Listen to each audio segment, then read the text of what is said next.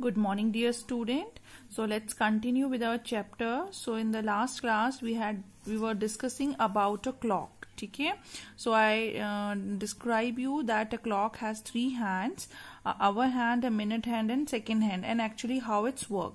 So here we have two more type of devices which is actually used to calculate a very short interval of time very accurately. So they are the stop clock and the stopwatch. ठीक है, both these type of watches are used to find out the short time. ठीक है, next we have an electronic stopwatch. An electronic stopwatch has a display screen in which the time is displayed. Actually all the stopwatches, either it is a electronic or a mechanical one, it is used to measure the time very accurately up to 0.01 second. So they are used for measuring the times of an athlete activity, such as time taken by the athlete to complete 100-meter race. So every millisecond is very, very important. ठीक है. So next we have measurement of temperature. So temperature, what is temperature? Temperature is the measure of degree of hotness or coldness of a body. कोई body कितनी गर्म है, कितनी ठंडी है, वो उसका temperature बताता है. Because every human body or every thing has a fixed temperature. उससे ज़्यादा होगा तो हम बोलेंगे we have fever. ठीक है. So the SI unit of temperature is Kelvin, which is represented by a capital K symbol. ठीक है. Kelvin के अलावा, apart from Kelvin, we have degree Celsius, which is represented by degree C, and we have Fahrenheit, that is degree Fahrenheit, degree and F. ठीक है. So this degree Celsius was given by the scientist Andrew Celsius. That's why its unit is degree Celsius, and Fahrenheit is named after a scientist, Gabriel Daniel Fahrenheit. That's why the unit symbol is degree Fahrenheit. ठीक है. So we have three units for temperature to measure a temperature. We have Kelvin, we have degree Celsius or degree centigrade, and we have degree Fahrenheit, which is represented by as follows: capital K, degree Celsius, and degree Fahrenheit. Okay. Next we have that the unit of Kelvin is never written as degree Kelvin. Kelvin को नहीं लिखते हम degree Kelvin में, degree centigrade और degree Fahrenheit को लिखते हैं. The ice point. Ice point, what is the ice point? That is the freezing point of water. And steam point क्या होता है? It is the boiling point of water. Suppose आपने अपने घरों में भी देखा होगा कि जब भी आप water को boil करने के लिए रखते हैं तो वो रखते ही boil नहीं हो जाता है. First it has some temperature, पहले उसका कुछ temperature होता होगा, फिर वो 10, 20, 30, 40, 50, 60, 70 ऐसे करके इसका temperature बढ़ता है.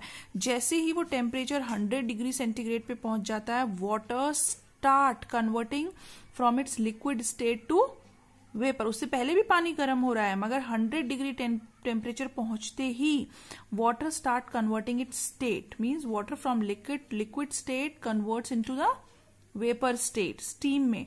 तो हम उस पॉइंट को बोलते हैं बॉइलिंग पॉइंट. अब देखिए, जैसे आइस पॉइंट, फ्रीजिंग पॉइंट क्या होता है? जैसे आप आइस को रेफ्रिजरेटर में रखते हैं तो पानी ठंडा होता है और टेम्परेचर कम होता रहता है, मगर एक टेम्परेचर ऐसा आता है कि जहां पे वो अपना स्टेट चेंज कर देता है, मींस लिक्विड जो वाटर है उससे वो सॉलिड आइस में कन्वर्ट हो जाता है, तो उसको बोलते हैं ice point, that is freezing point. ठीक है. तो यहाँ पे कुछ टेम्परेचर दिए हुए हैं. देखिए, केल्विन डिग्री सेल्सियस में हमें जनरली पता है कि आइस पॉइंट 0 डिग्री सेंटीग्रेड पे कोई भी वाटर आइस में कन्वर्ट होना शुरू हो जाता है. 100 डिग्री सेंटीग्रेड पे कोई भी वाटर बॉयल होना शुरू हो जाता है. तो अगर केल्विन में करेंगे तो 273 केल्विन और 373, 0 से 100 का डिफरेंस है ना, तो 100 का डिफरेंस आ गया. फेरनहाइट में 32 फेरनहाइट एंड 212 फेरनहाइट. से कैसे कन्वर्ट करते हैं, that also I will explain you later. Okay. ये देखिए, 1 degree on Celsius scale is equals to 9.5 degree on Fahrenheit. तो 1 degree Celsius means 9.5 of Fahrenheit. तो इतना डिग्री का कितना फेरनहाइट हो जाएगा, इसको डिवाइड करके इजीली हमें पता चल जाएगा. ठीक है. अब now we have the device to measure the temperature of an object. So we have thermometers to check the temperature of anything, ठीक है। हम अपना वेदर भी थर्मोमीटर में देख सकते हैं, ठीक है। हमारी बॉडी में जो डॉक्टर्स यूज करते हैं clinical thermometer to check the temperature of a human body, that is also thermometer. तो this is the diagram of the thermometer, okay, laboratory thermometer that you have to draw in your classwork copy. I'll tell you with which question you have to draw this, okay. So temperature कैसे हम major करेंगे, ये देखिए यहाँ पे एक diagram दिया हुआ है। We have to take a stand in which we have kept a thermometer, ठीक है। थर्मोमीटर का जो मरकरी लेवल है वो वहां कहाँ पे टच होगा, वाटर पे, और हम उसको सीधे देखेंगे। जितना इसमें मरकरी ऊपर चढ़ेगी यहाँ तक, ठीक है, जितना ये ऊपर राइज करेगी मरकरी, वही टेम्परेचर इस वाटर का होगा, 10, 20, 30 कितना भी हो सकता है, ठीक है। तो अभी इस वाटर का 30 डिग्री है, एज सिंपल एज दैट, ठीक है।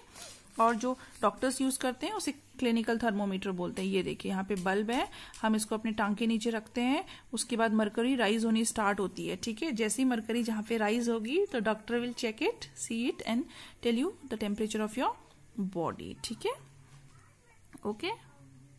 और क्लिनिकल जो थर्मोमीटर होता है वो 35 डिग्री से स्टार्ट होता है, ठीक है, 42 तक, क्योंकि हमारे ह्यूमन बॉडी का टेम्परेचर इससे नीचे नहीं होता। और जो ये वाला थर्मोमीटर है नॉर्मल वाला, वो 0 से स्टार्ट होता है, ठीक है। So that's all for today, will discuss the next in the next unit, okay, take care.